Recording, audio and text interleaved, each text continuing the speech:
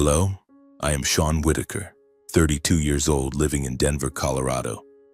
I am a software engineer working for a small but ambitious tech startup. At first glance, my life seems ordinary. A compact apartment in downtown Denver, long days writing code, and evenings jogging along the South Platte River to relieve stress. But if you ask me about my family, about what led me to where I am today, the story becomes far more complicated. It starts with my grandfather, Robert Whitaker, who left me a legacy worth $4 million. $3 million in assets and $1 million in insurance. But that money wasn't the hardest part. The hardest part was keeping it, when my entire family, from my father Michael to my uncle Richard, wanted to tear it apart like vultures. I grew up in Denver, in a comfortable log house in the suburbs where cold winds from the Rocky Mountains swept through every evening. My mother left when I was young, leaving me with my father, Michael, and vague memories of her perfume. My father wasn't a bad man, but he had a fatal flaw: gambling. I remember the nights he came back from Las Vegas, his eyes bloodshot, reeking of alcohol and cigarettes. He'd sit at the kitchen table muttering about luck just around the corner while counting the few coins he had left. Once, I saw him cry. His head slumped on the table, a crumpled stack of betting tickets beside him. I was only 10, and I already knew my father never won. My uncle Richard, my father's younger brother, was different. He lived in a completely different world from ours. A world of shiny cars, hilltop mansions, and lavish parties he loved to flaunt on social media. Richard was an entrepreneur, always talking about his business empire. But I soon realized that empire was just a pile of debts masked by fake smiles and expensive watches. He had a knack for making people believe he was successful. But I always sensed something was off. When I was 15, he showed up at our house in a brand new Bentley, inviting my father to invest in a surefire project. My father handed over nearly all his savings and, of course, never saw a dime of it back. At the heart of my family's story is my grandfather, Robert Whitaker, a man I both admired and pitied. He was the CEO of a prestigious financial conglomerate in the 1980s, a man who could silence a boardroom with a single glance. My grandfather was a man of discipline, of ironclad principles, but he also carried deep emotional wounds he kept hidden. My grandmother passed away when my father was young, and though he never said it aloud, my grandfather always blamed himself for not spending enough time with his two sons. To make up for it, he gave them everything they wanted: money, cars, yachts, and extravagant vacations. But this only led my father deeper into gambling and left Uncle Richard living a lavish but hollow life. I remember the weekends when I was a kid when my grandfather would pick me up from my father's house and take me to his corporate office. It was a towering glass building in downtown Denver where everyone wore sharp suits and talked in numbers. I, a 10-year-old kid with messy hair, would sit in a leather chair in his office watching him work. He'd hand me a pen and a notebook telling me to write down what you think is important. I didn't understand finance back then, but I loved how he explained things, simply, clearly, as if he were telling a story. "Sean," he'd say, "money isn't the goal. It's just a tool. If you don't know how to use it, it will use you." Those afternoons were my treasure. While my father was lost in card games and Uncle Richard was busy showing off, I was the only one who truly listened to my grandfather. He taught me how to read financial statements, how to invest wisely, and most importantly, how to be patient. "Success doesn't come overnight," he said. "It's like planting a tree. You have to water it every day, even if you don't see anything growing." I didn't know then that those lessons would become my weapons later, when my entire family turned against me. When I was 28, my grandfather was diagnosed with late-stage lung cancer. It was the biggest shock of my life. He was the only person in my family who truly understood me, who saw me as more than just a kid growing up in the shadow of my father and uncle. I still remember the day he called me to the hospital, his voice weak over the phone. "Sean, can you come right away?" I left a company meeting halfway through, driving like a madman to the hospital in Denver. When I walked into his room, he was lying there, frail, his skin ashen, but his eyes still as sharp as ever. He took my hand, his grip cold but firm as steel. "Sean," he whispered, "you're my hope. Don't let them destroy you." The they he referred to were my father and Uncle Richard. In his final months, they showed up at the hospital more often than ever. But I soon realized they weren't there to comfort him. They were there to pressure him into writing a will, to ensure they'd get the lion's share of his estate. I overheard their conversations through the hospital room door, calculated whispers, questions about shares and offshore accounts. My father, his voice trembling, asked, "Dad, have you decided yet? I need money to pay off debts." Uncle Richard was smoother, but I knew he was manipulating him. "Dad, Michael isn't reliable, but I'll use the money to expand the company, to honor the family name." I couldn't stand watching my grandfather, a man who once led a financial empire, be hounded by his own sons in his final days. I decided to act. One night after my father and uncle left the hospital, I secretly moved my grandfather to a medical facility in Boulder, a quiet place where no one knew he was there. I told the hospital staff I was the only family member allowed to visit. I took a leave of absence from work and spent all my time by his side. Those weeks, though painful, were the most precious of my life. My grandfather wasn't just a financial CEO with numbers and strategies that made my head spin. He was a storyteller, and through those stories I gradually came to understand the man he was. A man full of ambition but also deep emotional scars. In those final weeks at the Boulder Hospital, as his body weakened day by day, he opened up more than ever before. He told me about his youth, the years building his career, and the biggest mistakes of his life, how he raised my father, Michael, and my Uncle Richard. Those stories weren't just the final words of a man preparing to leave. They were a roadmap to help me understand why our family had become the chaotic mess it was today. My grandfather was born into a middle-class family in Chicago in the 1930s, during a time when America was grappling with the Great Depression. He used to tell me about those lean years, when his family survived on potatoes and bread. "Little Sean," he'd say in his deep voice, "do you know what real hunger feels like? It's not just a growling stomach. It makes you feel like you're nothing." That hunger drove him. He worked tirelessly, studied day and night, and earned a scholarship to a prestigious university. That was the turning point that led him to the world of finance. In the 1960s, my grandfather started working at a small investment firm in New York. With his sharp mind and remarkable perseverance, he quickly rose through the ranks. By the 1980s, he became the CEO of a major financial conglomerate, managing billions of dollars and earning respect in the industry. But that success came at a cost. He worked 16-hour days, flew between cities, and rarely had time for his family. My grandmother, whom he described as the light of his life, tried to keep the family together. But she passed away from a stroke when my father was only 7 and Uncle Richard was 5. I still remember the time my grandfather told me about the day she died. He was in London handling a major deal. When he got the call from the hospital, he flew back immediately, but it was too late. "I never forgave myself for not being there," he said, tears welling in his eyes. "She was everything, Sean, and I let her go alone." My grandmother's death left a void in him that could never be filled. He threw himself into work as a way to escape the pain, but that only distanced him further from his 2 young sons. My father and Uncle Richard grew up in wealth but lacked love. Feeling guilty for not spending enough time with them, my grandfather tried to compensate with money. He bought them everything they wanted: designer clothes, cars, and extravagant vacations. "I thought money would make them happy," he told me in the hospital, his voice heavy with regret. "But I was wrong. Money can't replace love, Sean. It only creates monsters." My father, Michael, the eldest son, was impulsive and easily swayed by emotions. My grandfather said he had a good heart, but he never taught him self-control. When my father turned 18, my grandfather gave him a brand new Mustang. Instead of cherishing it, my father used it to race off to Las Vegas, where he first set foot in a casino.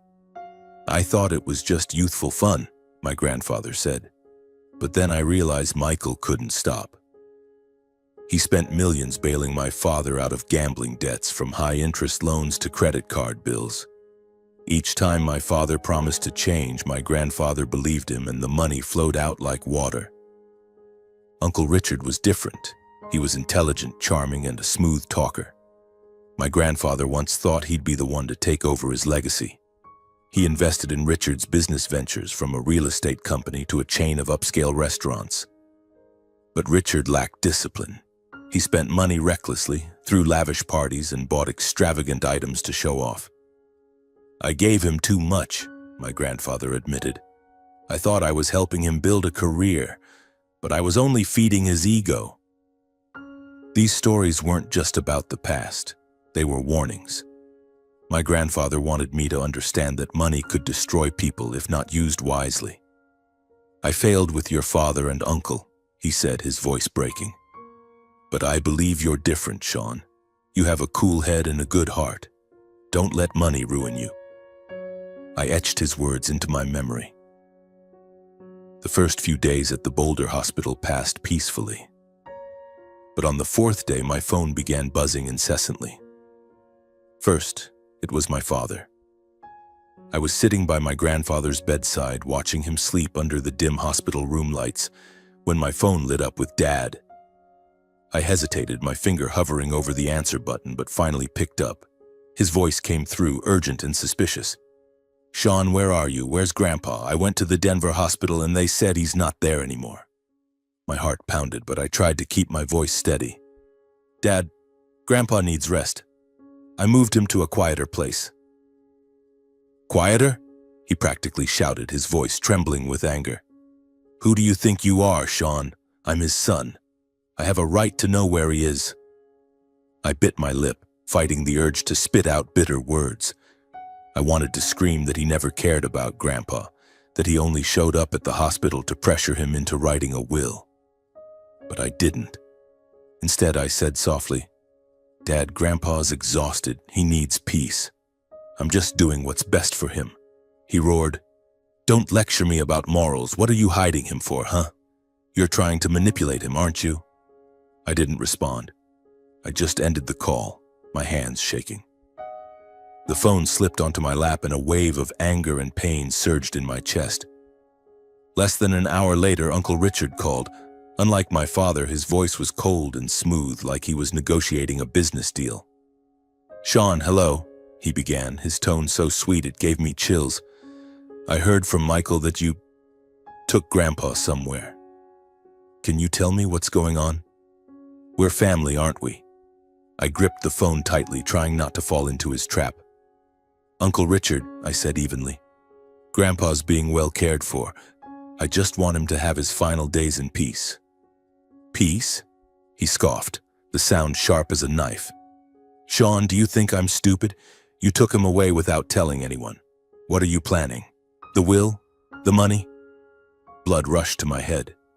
Uncle Richard, with all his hypocrisy, dared to accuse me of scheming. Uncle Richard, I said, my voice hardening, I'm not planning anything. I just want Grandpa to be left alone. I know why you and Dad were at the hospital. I heard everything. There was a moment of silence on the other end, as if he was caught off guard. Then he said, his voice lowering, Sean, you're making a big mistake. We're family. Don't complicate things. I didn't reply. I hung up, tossed the phone onto the chair, and buried my face in my hands. Those calls were just the beginning. Over the next few days, my father and uncle took turns calling, texting, even emailing. My father alternated between pleading and threatening. Sean, I'm your father. You can't treat me like this. Uncle Richard was more subtle, sending long messages filled with talk of family and responsibility. But I didn't waver. I knew if I revealed where Grandpa was, they'd show up immediately, bringing arguments and pressure. Grandpa didn't need that. He needed quiet, afternoons with birds chirping outside the window, and moments when I sat by his side reading the paper or simply holding his hand. One night, as I was making coffee in the hospital waiting room, my phone buzzed again. This time it was an unknown number. I answered, and a stranger's voice came through. "Sean Whitaker? I'm a friend of your father, Michael. He's very worried about your grandfather. Can you tell me where he is?" I froze. My father had even enlisted outsiders to pry information from me. "No," I said coldly. "If my father wants to know, he can talk to me directly." I hung up, but my heart was racing. I began to realize this fight wasn't just about money. It was about power, about who controlled my grandfather's legacy and his memory. I returned to my grandfather's room, sat by his bed, and looked at his gaunt but peaceful face. "Grandpa," I whispered, "I'm doing the right thing, aren't I?" He didn't answer, but I felt his hand gently squeeze mine, as if to say, "You're doing fine." That moment strengthened my resolve. I wouldn't let my father or uncle ruin his final days, and I wouldn't let them destroy his legacy. In the days that followed in Boulder, as my grandfather grew weaker, I began to see that his lessons weren't just theory. They were a compass to guide me through what lay ahead. I remembered one evening, when the fiery sunset streamed through the hospital window, and he held my hand and said, "Sean, when I'm gone, they'll come for you. Michael and Richard won't leave you alone. They'll want everything. You have to be strong." I nodded, though deep down I didn't believe my father and uncle could go that far. But I was wrong. My grandfather told me about the times he tried to fix things. When my father fell into gambling debt for the third time, my grandfather forced him into a rehab program. My father quit after 2 weeks. With Uncle Richard, my grandfather once cut off funding to force him to stand on his own, but Richard borrowed from shady sources, plunging his company into deeper debt. "I gave them too many chances," he said, "and each time they let me down." I could hear the pain in his voice. He wasn't just regretting his mistakes, but also what they had done to our family. "I don't want you to repeat my errors," he said. "If you inherit my legacy, use it to build something meaningful. Don't let it turn you into someone like them." My grandfather's final days passed peacefully, but I couldn't shake the growing anxiety. I knew his will would stir up a storm. He had made it clear to me that he was leaving everything: $3 million in cash, stocks, real estate, and $1 million in insurance to me. "I trust you to do the right thing," he said. But he also warned me about my father and uncle. "They won't accept it, Sean. They'll do anything to get the money. You have to be ready." I didn't want to believe my family could become my enemies, but deep down I knew he was right. Memories of my father staggering home from casinos with bloodshot eyes, and of Uncle Richard with his fake smile and empty promises, came flooding back. I began to feel an invisible weight pressing down on my shoulders. My grandfather's legacy wasn't just money.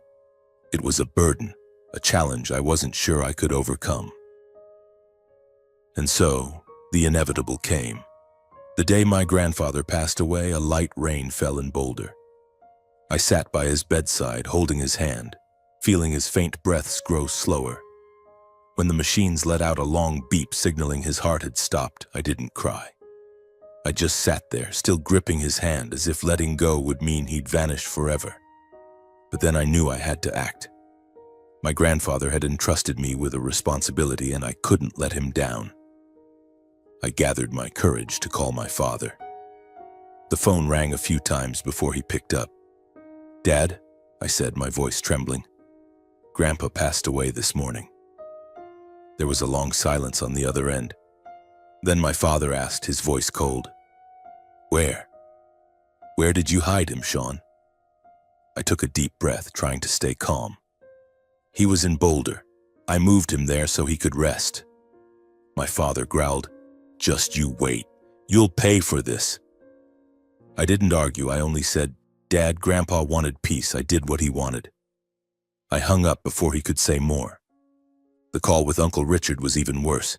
He didn't shout, but his voice was sharp as a blade. "Sean, you've gone too far," he said. "You think you can hide Grandpa from the family? You'll pay a price for this." A chill ran down my spine, but I didn't let him see my fear. "Uncle Richard, I only did what was best for Grandpa. I'll see you at his funeral." He gave a mocking laugh.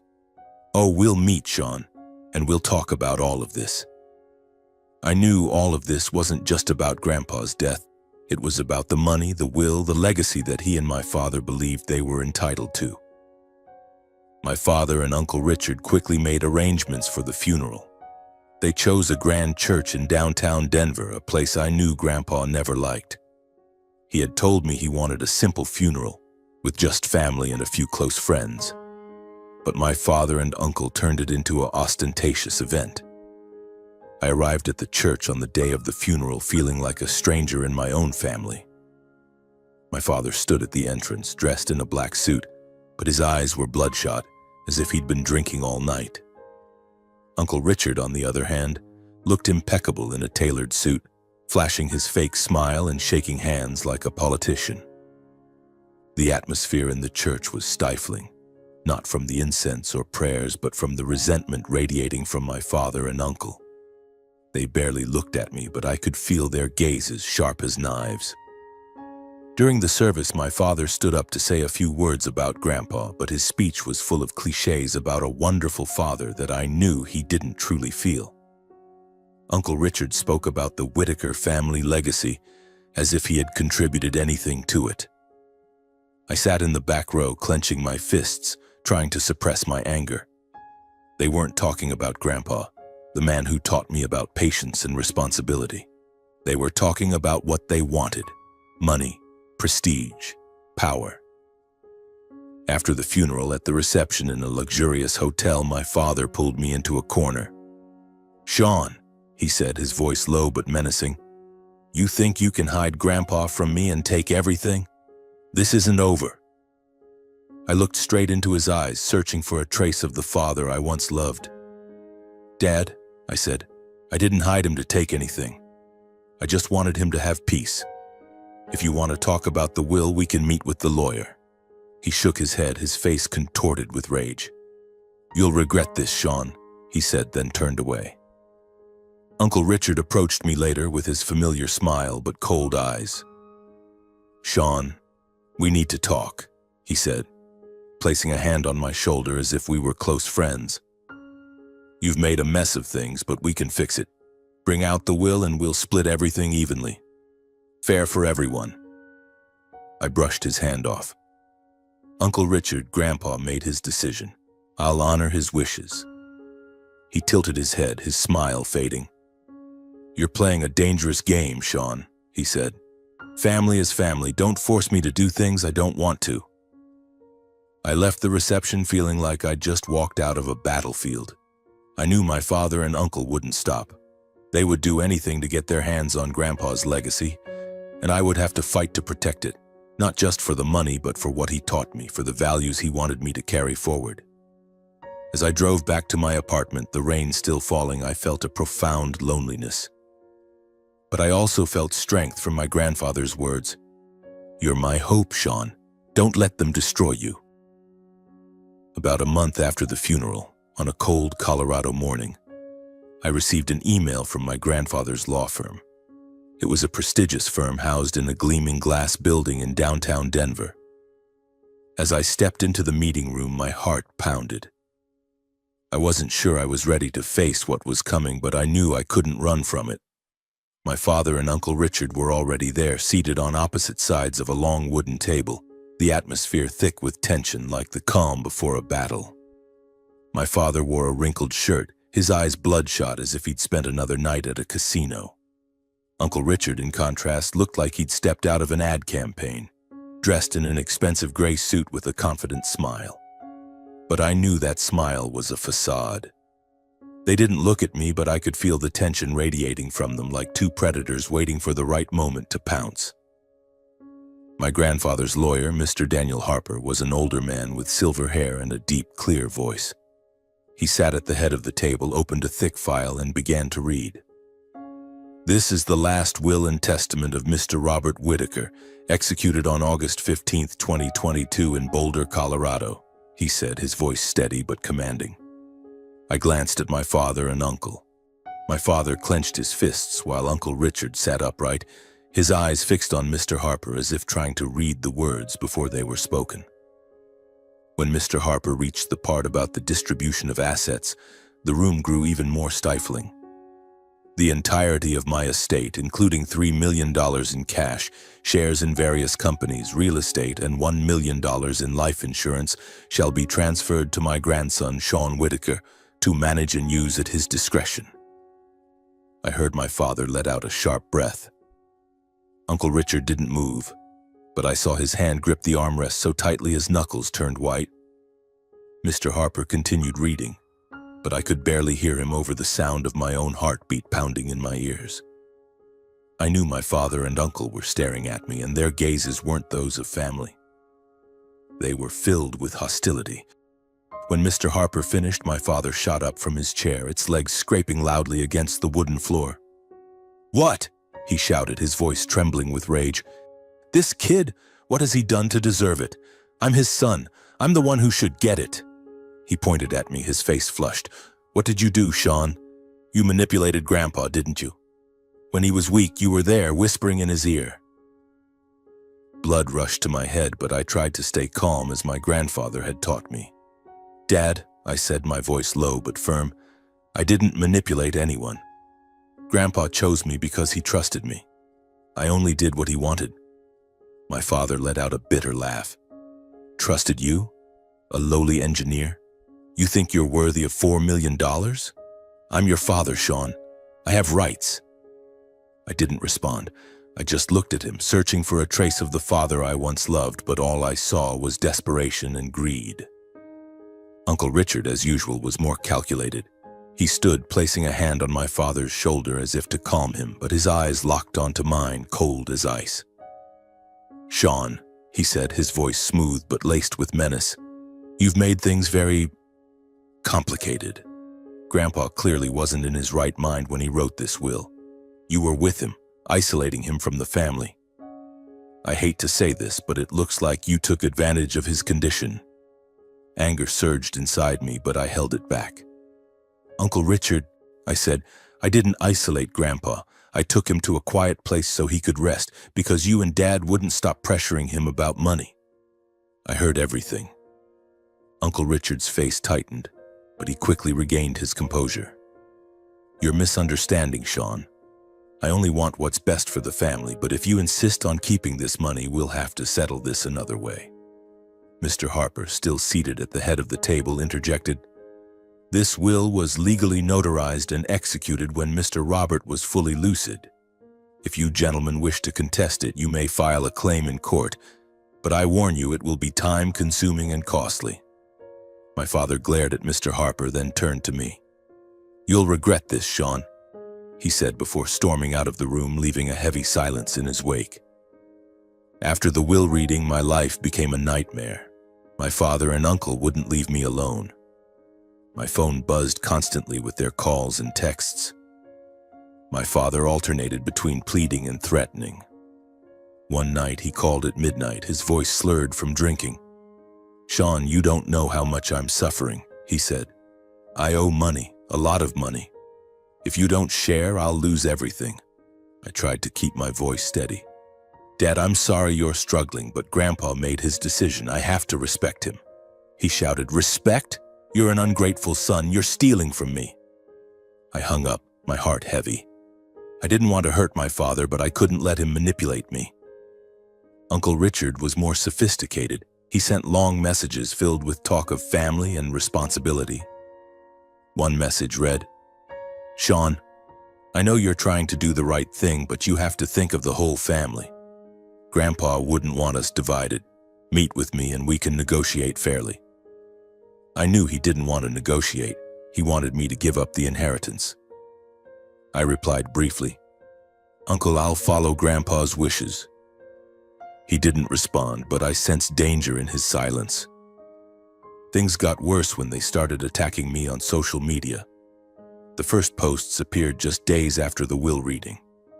An anonymous account called me a legacy thief and an ungrateful grandson. Other posts, which I was sure came from Uncle Richard, spun a story about a grandson who isolated his grandfather to seize his fortune. I didn't care much about social media, but those words still stung. They didn't just want the money, they wanted to destroy me. The breaking point came when my father showed up at my apartment. I opened the door to find him standing there, his shirt soaked with sweat, his face haggard. "Sean," he said, his voice hoarse, "you have to stop this. Give me the money and this will all be over." I looked at him, feeling a deep sadness. "Dad," I said, "I can't. Grandpa chose me because he knew you and Uncle would destroy everything. I have to honor him." He slammed his hand against the doorframe, his face contorted. "You're not my son," he said, then turned and left. I closed the door, leaned against the wall, and felt my heart shatter. I began reviewing all of my grandfather's documents, contracts, accounts, and notes he'd left behind. I found a file Mr. Harper had sent me detailing the money my grandfather had spent on my father and uncle over the years. Over $10 million to pay off my father's gambling debts and fund Uncle Richard's failed ventures. The numbers stunned me. My grandfather had given them so much, yet they still wanted more. I realized this inheritance wasn't just money. It was my grandfather's final test for me. He wanted me to prove I was different from them. I called Mr. Harper, asking him to prepare everything to protect the will. "They won't stop," I said. He agreed. "They're desperate, Sean. But we have evidence and we have the law. You just hold your ground." I nodded, though only over the phone. I knew I couldn't show weakness. Not for the money, but for my grandfather. For what he believed in me. One weekend afternoon, as I sat in my small apartment in Colorado Springs checking work emails to distract myself from the family drama, my phone buzzed. It was my father.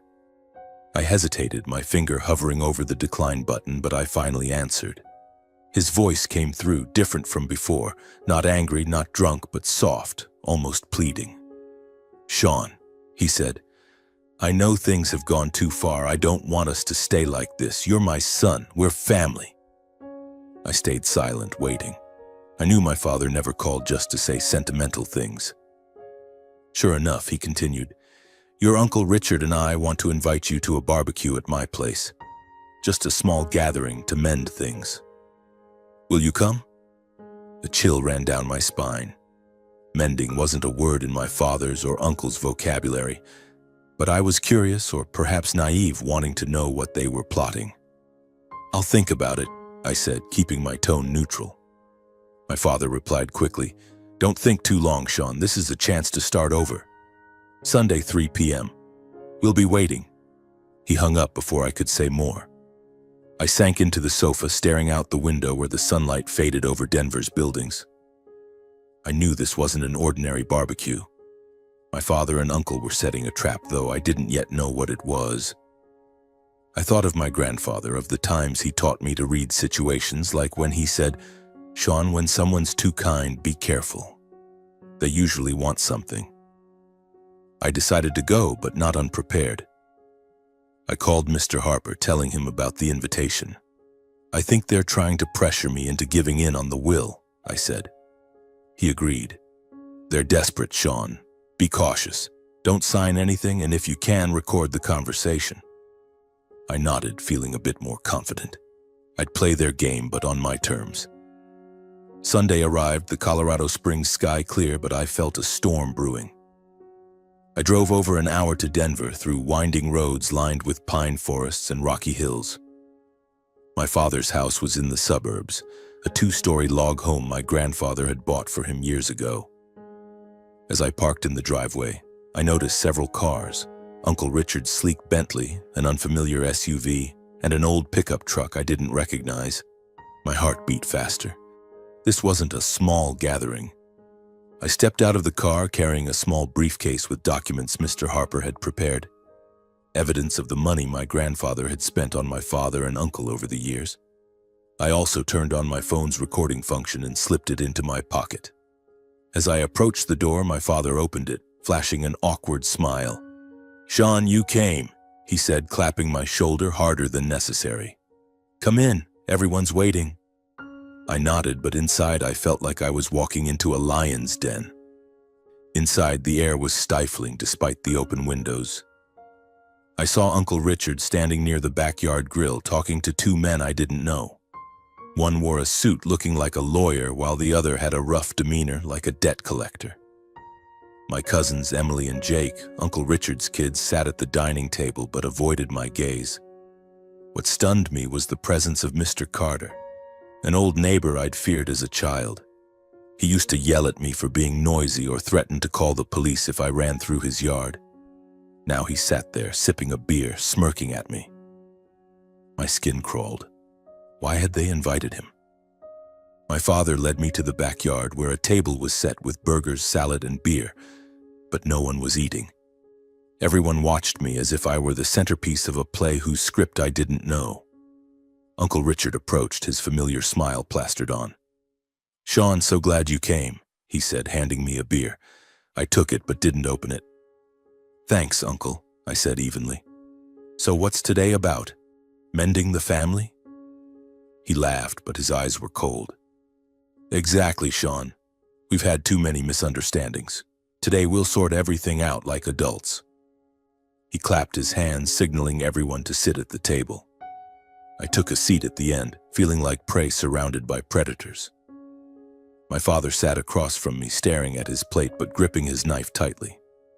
Emily and Jake kept their heads down as if they didn't want to be there. Mr. Carter, seated next to me, muttered, "You've grown up, Sean, but still a troublemaker, huh?" I didn't respond, keeping my eyes on Uncle Richard, waiting. The barbecue started with meaningless small talk about the weather, football, fake family memories no one truly cherished. But the tension was palpable, growing thicker by the minute. Finally, Uncle Richard stood, raising his beer. "Everyone," he said, his voice booming like a seasoned speaker, "we're here today for family, for my father, Robert, who left a great legacy. But that legacy is under threat due to misunderstandings and selfishness." He looked directly at me when he said, "selfishness." My face flushed, but I stayed silent. My father spoke next, his voice trembling.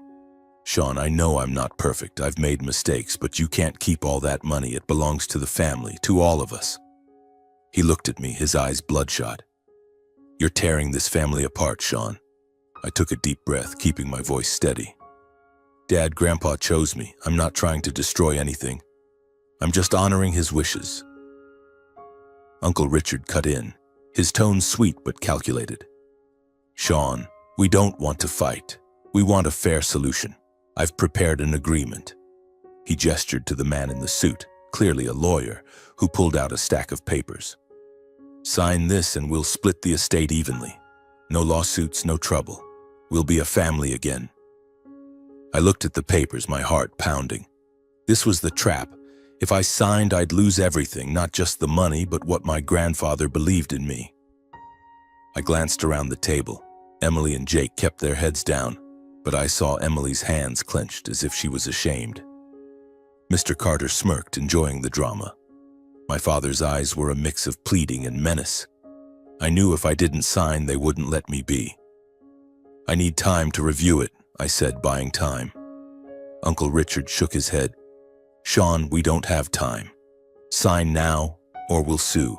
And trust me, you'll lose." Mr. Carter chimed in, his voice gravelly.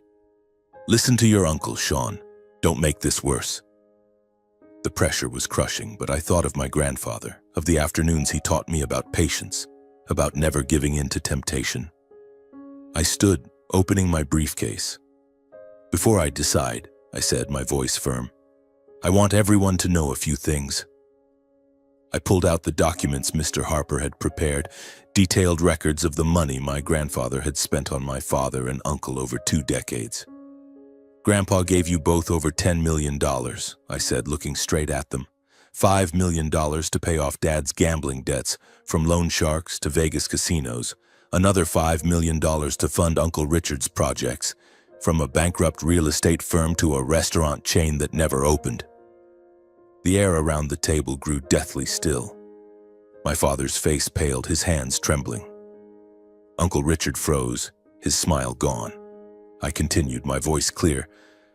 Grandpa gave you everything, but you still want more. I'm not here to steal from anyone. I'm here to protect what he built. I locked eyes with Uncle Richard. If you want to sue, go ahead, but I have proof and I'll fight to the end. I placed the documents on the table like a declaration of war, the pages filled with figures, signatures, and dates, undeniable evidence of my grandfather's generosity and disappointment, sat there like a ticking bomb. I'm not here to take anything, I said, staring into Uncle Richard's eyes, once charming but now cold and calculating. I'm here to protect what Grandpa built. He gave you every chance, but you threw them away. Now you want to take what he left from me. I won't let that happen. Uncle Richard leaned forward, hands braced on the table as if trying to intimidate me with his presence. You think you're clever, don't you, Sean? He said, his voice low but sharp. You think those papers will protect you? You're taking on your own family. I didn't flinch. Do what you want, I replied, my voice steadier than I expected. But I have proof and I won't back down. Not today, not ever. In that moment, I felt as if my grandfather were standing behind me, his hand on my shoulder, as he used to do when teaching me about patience. But in reality, I was alone, facing a table full of hostile stares. Emily, my cousin, looked up, her eyes glistening with tears as if torn between loyalty to her father and shame for what he'd done. Jake, her brother, kept his head down, his fingers crushing the beer can until it dented. Uncle Richard's lawyer, his face flushed with embarrassment, flipped through the documents frantically, hoping to find a loophole. But there was none. The numbers didn't lie. Mr. Carter, the old neighbor I'd once feared, stood abruptly, knocking over his beer bottle. The smell of beer mingled with the scent of cold grilled meat. You're an arrogant little punk, he growled, pointing at me. You think you can take down your whole family with those papers? I looked him in the eye, feeling no fear for the first time. I'm not taking anyone down, Mr. Carter, I said, and you have no say here. He muttered something, then stormed off, his heavy boots thudding on the wooden floor like war drums. My father, who I'd hoped would say something, anything to defuse the situation, sat silently, his head bowed. I saw his shoulders tremble as if holding back tears, but I wasn't sure if it was shame or anger. Dad, I said, my voice softening, I don't want to hurt you, but I have to do what's right for Grandpa. He didn't look up, just shook his head as if I'd betrayed him again. Uncle Richard straightened, adjusting his tie, trying to regain his usual confidence. You think you've won? He said, his voice low and menacing.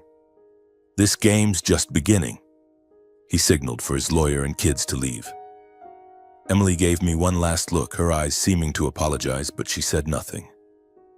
Jake followed his father silently.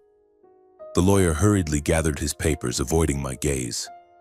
They left, leaving me and my father in the backyard, surrounded by a mess of cold food and unresolved accusations. I stood there, my breathing slowing but my heart still pounding. I dismantled their trap, but I knew the cost. My father looked up, his eyes no longer angry but empty. You're not my son, he whispered, then stood and walked into the house, leaving me alone in the yard. The door slammed shut, a final punctuation on the faint hope that we could still be a family. After the tense barbecue in Colorado Springs, I knew my father and uncle wouldn't give up easily. Uncle Richard, with his cunning and resources, led the legal battle. Just weeks later, I received a court notice that he had filed a lawsuit, alleging my grandfather was not of sound mind when he wrote the will and that I had isolated him to manipulate his wishes. My father, Michael, joined the suit, though I knew he lacked the money or energy to pursue it alone. Uncle Richard was clearly the mastermind, using his wealth and connections to drag things out. The following months were a nightmare. I had to attend hearings, answer repetitive questions from Uncle Richard's lawyers, and watch them try to tarnish my reputation. They even hired a psychologist to argue that my grandfather was psychologically influenced while in Boulder with me. But Mr. Harper, with his calm expertise, countered every accusation. He presented medical records proving my grandfather was fully lucid, along with personal notes my grandfather had written, clearly explaining why he chose me as his heir. One note, read aloud in court, choked me up. "Sean is the only one who understands the value of what I built. I trust he will use this legacy to create something meaningful, not to serve greed." Each hearing was a mental ordeal. I sat in the front row, feeling Uncle Richard's icy stare from across the room. My father rarely looked at me, but when he did, I saw disappointment and pain in his eyes. I didn't want to hurt him, but I couldn't abandon what my grandfather had entrusted to me. Some nights I lay in bed, staring at the ceiling, wondering if I had the strength to keep going. But then I remembered my grandfather, the afternoons he taught me about patience and standing firm under pressure. "You're my hope, Sean," he'd said, and I couldn't let him down. Finally, on a crisp fall day in 2023, the judge delivered the final ruling. My grandfather's will was upheld as legally valid, and Uncle Richard's claims were dismissed. I stood outside the courthouse, breathing in the cold Denver air, feeling a mix of relief and exhaustion. Mr. Harper shook my hand, a rare smile breaking across his face. "Congratulations, Sean," he said. "Now it's up to you." I nodded, but inside I knew this victory wasn't the end. It was the start of a bigger journey, one to build the legacy my grandfather had envisioned. With $4 million in my hands, I felt a heavy but inspiring responsibility. My grandfather had said, "Money isn't the goal. It's a tool to build something lasting." I decided to use the inheritance to carry forward his dream, not just preserving what he'd built, but creating a positive impact for the community. I wanted his legacy to live on, not in bank accounts, but in meaningful actions. I started by contacting Ethan, a close friend from college who now ran a green tech startup in Boulder. Ethan was a talented engineer, passionate about renewable energy and environmental protection. I remembered our dorm room debates about how technology could change the world. "Sean," he'd said, "if we had the money, we could build clean energy systems for all of Colorado." Back then, I'd laughed, thinking it was a pipe dream. But now, with my grandfather's legacy, that dream became reality. I met Ethan at a small Boulder cafe where the scent of roast coffee blended with the fresh mountain air. I laid out my grandfather's documents on the table, explaining my plan: to establish an investment fund to support green tech startups in Colorado. "I want to use Grandpa's money to create something sustainable," I said. "Not just for the environment, but to create jobs, support communities, and carry on what he taught me." Ethan looked at me, his eyes lighting up. "Sean, are you serious? This is huge." We spent hours brainstorming, sketching out plans for a fund called Whitaker Green Ventures. Over the next few months, Ethan and I worked tirelessly. We hired a small team of financial experts and environmental engineers to evaluate potential projects. I invested $2 million of the inheritance into the fund, focusing on companies developing solar energy, water recycling systems, and energy storage technology. One of our first investments was a startup in Fort Collins working on recycled material batteries for renewable energy. When I visited their facility and saw young engineers working with burning passion, I felt like my grandfather was smiling somewhere. This was what he wanted. Money used to build the future, not to feed greed. Beyond the investment fund, I wanted to honor my grandfather in a more personal way. He told me that education was the key to changing lives, as a scholarship had lifted him out of poverty in 1930s Chicago.